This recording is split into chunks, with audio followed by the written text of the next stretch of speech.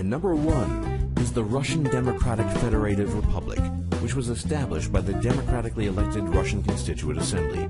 This assembly was led by Viktor Chernov of the Socialist Revolutionary Party on the 19th of January in 1918. However, the Russian Democratic Federative Republic would go on to be dissolved just 13 hours later by the All-Russian Central Executive Committee, which was led by the unelected Vladimir Lenin. During its 13 hours of existence, there was ample time to design the structure of the government of the Russian Democratic Federative Republic, as well as draft a constitution. Under these plans, Russia was to become a representative democracy. Universal suffrage was to be granted to all citizens above the age of 20, and a dual system of legislatures was to govern Russia. During its 13 hours of legal existence, the Russian Federative Republic still held on to a great deal of the territory of the Russian Empire. But instead, history brought us the Russian Civil War and the Soviet Union, leaving this quirk of a nation relegated to the footnotes of history. Number 2 is the Republic of Crimea, which was a very modern, yet just as short-lived nation. On March 17th of 2014, the Republic of Crimea unilaterally declared its independence from Ukraine during the earliest days of the Ukrainian Civil War. The Republic of Crimea was recognized quickly by the Russian Federation and its allies, while Ukrainian authorities continued to insist that Crimea was still just a province of Ukraine. During this existence, the Republic of Crimea switched its time zone to Moscow time, seized Ukrainian state property, and adopted the Russian ruble as its official currency. The governing body of the Republic of Crimea, which was the Crimean State Council, decided that its final act would be a formal request to become a federal subject of Russia. This request was almost immediately granted. Today, Crimea remains under the de facto control of the Russian Federation, but for a day, it did enjoy its own independence. Number 3 is the nation of Carpatho, Ukraine, which declared itself an independent republic just after Nazi Germany annexed the westernmost portion of Czechoslovakia that same day.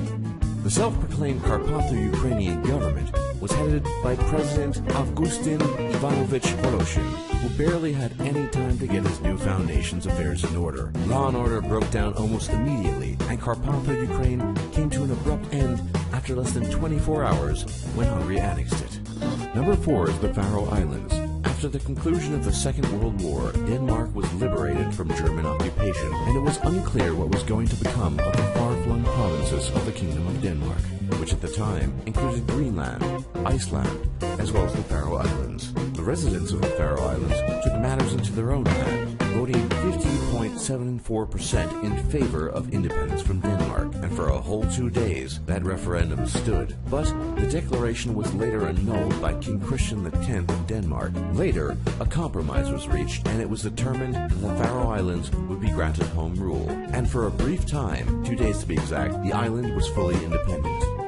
Number 5 is the state of Somaliland, which existed for just 5 days in 1960. What happened was that the Protectorate of British Somaliland was granted independence as part of the United Kingdom's decolonization program. During these 5 days, Somaliland even received recognition from countries including China, France, Israel, and Soviet Union. Queen Elizabeth II even sent a letter of congratulations, stating, "I, my government, and my people in the United Kingdom wish you well on this day of independence.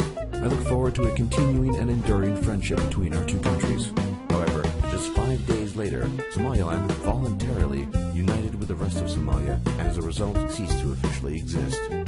Number 5 is East Timor, which declared independence from Portugal in 1975, but would persist for just a mere 9 days. What happened was that a military coup in Lisbon that same year caused the Portuguese Empire to fall into disarray. Seeing their opportunity, the Revolutionary Front for an independent East Timor seized power. However, Indonesia feared that East Timor was too sympathetic to communist ideas and quickly invaded with untold brutality. East Timor fought on for a little over a week, but was eventually forced to capitulate, bringing a brief but not permanent end to the idea of independence for East Timor. Number 7 is the Republic of Connacht, which was forged in the fires of the Great Irish Rebellions of 1798, but only ever received recognition from the French First Republic. During this year, the Napoleonic Wars were in full swing, and the French desired to undermine the British Empire. To accomplish this, they dispatched an expeditionary force to liberate the Irish from English rule. This led to the creation of the Republic of Connacht, which had its capital in the town of Castlebar and was led by its first and only president, John Moore. After the British counter launch, the forces loyal to the Republic of Connacht surrendered after just 30 minutes of fighting. Number 8 is the Republic of Kuwait, which existed for just 24 days in the year 1990. The Republic of Kuwait was created in the aftermath of the Iraqi invasion of Kuwait in 1990. It was a puppet state of the Ba'athist Iraq, and as a result, it was also a Ba'athist state. The Republic of Kuwait was led by Prime Minister Ala Hussein Ali, who unfortunately did not have very much time to distinguish himself as the leader of this short-lived nation. However, he is noted for accepting and even granting full citizenship to non-Kuwaiti Arabs who had come to Kuwait before the fall of its monarchy. He also created a national holiday known as the Day of the Call, which was to celebrate Iraq's liberation of the Kuwaiti people. The Republic of Kuwait received only international condemnation, and the only country that even recognized it was its occupier, Iraq. And after the conclusion of the First Gulf War, the Republic of Kuwait was dissolved. Number 9 is the California Republic, which was a short-lived and unrecognized nation that had total military control over most of the modern-day state of California.